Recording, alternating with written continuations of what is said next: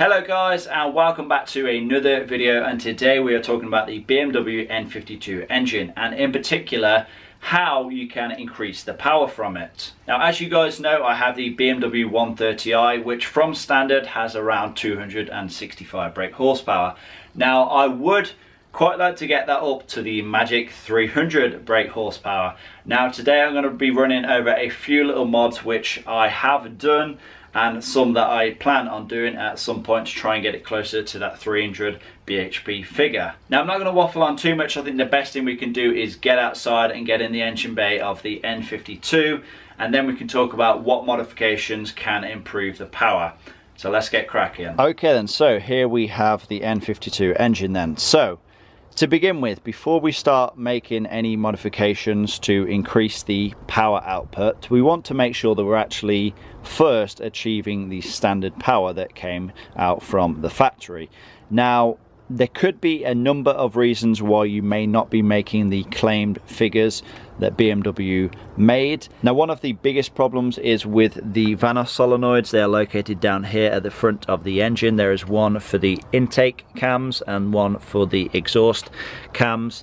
Now, if they are not working properly, your timing will not advance properly and you will not get that peak power above 5,000 RPM. And that's just one example of something that may have failed, and it may cause you to not produce the power that you want. So I would recommend first of all making sure that everything is in tip-top condition before going to push more power.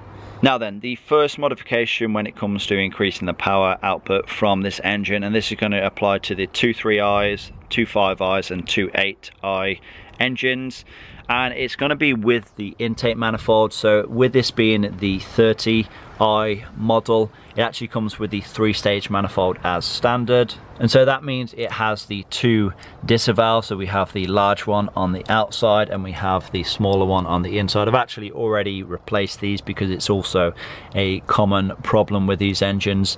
The actual valves themselves, they can come loose and end up going into your intake and causing big issues, but we're not here to talk about that. If you have the 3-stage manifold, then you should be pushing around 260 brake horsepower as standard anyway. Obviously, if you do not have the 3-stage manifold, you're probably only going to be looking at around 210, 220 brake horsepower.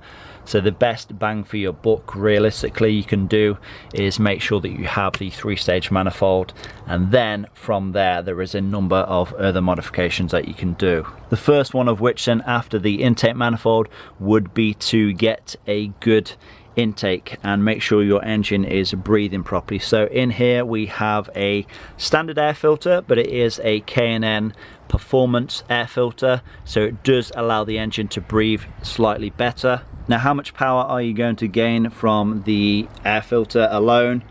Realistically, probably not a lot, maybe 2, maybe 3. You're not going to notice a significant increase in power from just changing out the air filter for a performance one.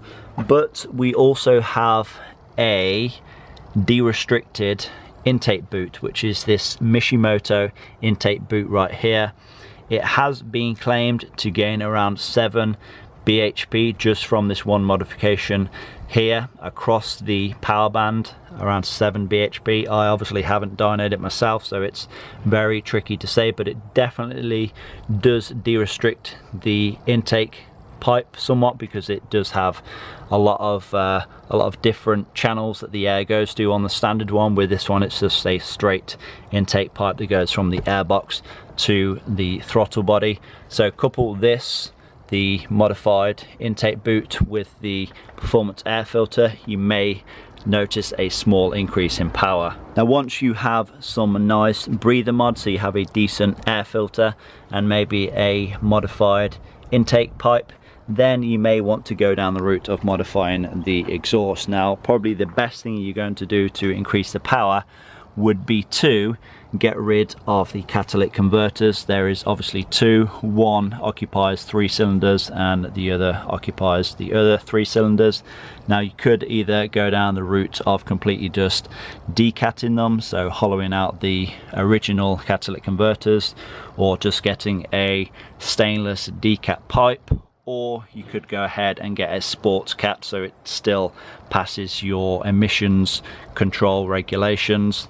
But yeah, that is one way you can potentially increase the horsepower that this engine outputs. Now you could potentially look at modifying the entire exhaust system, so you could maybe do like a muffler delete or a center section delete, but whether or not that's going to gain actual horsepower is really not known. I'd be inclined just to stick with the standard regular exhaust. You know, if your goal is to simply gain power, you know, swapping out a whole entire exhaust system is probably not going to be the best thing to gain power, especially on a budget.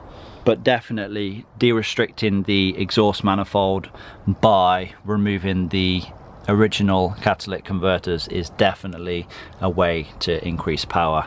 Another way that you could increase power is if you was to get some high flow injectors. So obviously we have the standard injectors on the fuel rail just there. If you get some, you know, higher flowing injectors, then they could obviously inject more fuel, and then you could potentially make use of the extra air going into the engine as well.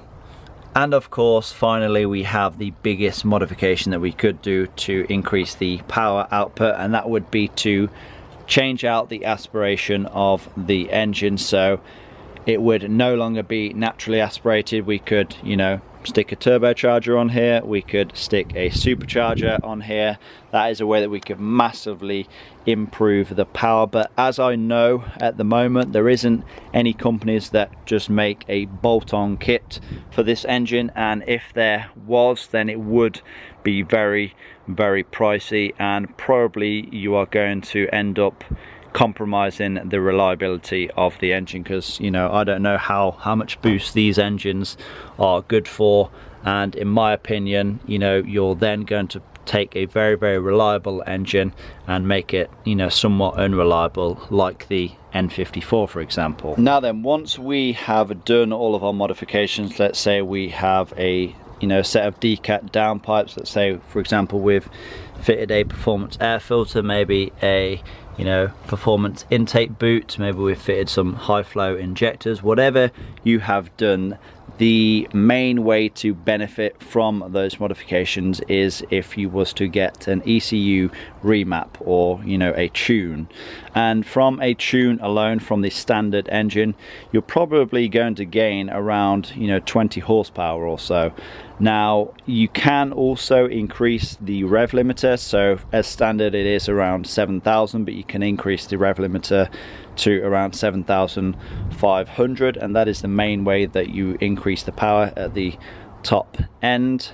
But yeah, when it comes to making use of the modifications that you've made, the best thing you can do is get a tune at the end of it all, and it is worth doing at the end, not before, because otherwise then you're going to have to keep getting it retuned after every modification that you make.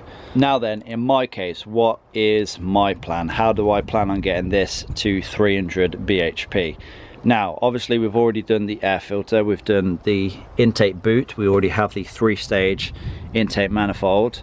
Now to get this to that 300 bhp, I'm thinking I'll probably go down the route of getting a high flow, either a decat or maybe a sports cat, you know, a pair of them for the downpipes, and then probably just getting a ECU tune, a, you know, ECU remap. And I'm guessing, you know, that'll be pretty damn close. After all that, I'm guessing that'll be pretty damn close then to the 300 bhp, providing obviously that my engine is healthy. But with this being an indirect injection engine, so obviously the injectors squirt the fuel into the intake ports, there should be nothing like, you know, carbon buildup to, you know, restrict us on power. And so I'm pretty confident that from standard this is making pretty much the power that it should make from factory. Now then, why I remember, there is actually something that I would not recommend you doing, and it is to do with the air intake, and that would be to run an open style, you know, air filter where there is, you know, no enclosure for the air filter. Now I see a lot of guys out there who try to have a open air filter setup, so they will leave the lid off of the airbox, or they will just not have an airbox altogether. They'll just have a cone filter straight off of the intake boot. Now all that is going to do, obviously you're going to drive, you know, dirt and oil from the engine, but you're also going to drive a lot of the heat from the engine as well. So the standard airbox design, in my opinion, is probably the best setup for this engine. So, you know, don't go ahead and chop your standard airbox up. There's really no point. If you have this setup right here with the Euro spec airbox and the cone filter, you know, built in, that's really probably the best setup that you're going to get for this engine. You know, don't go ahead and, you know, stick an air filter, an open air filter right next to a hot engine. That is one way to decrease the power. That's not a good thing. Okay then guys, so I hope this video has been somewhat helpful. I hope you have enjoyed it. Please remember to give this video a like, leave a comment down below, subscribe if you have not already done so, because I've got a lot more videos like this to come, and I will see you all in that next one. Peace!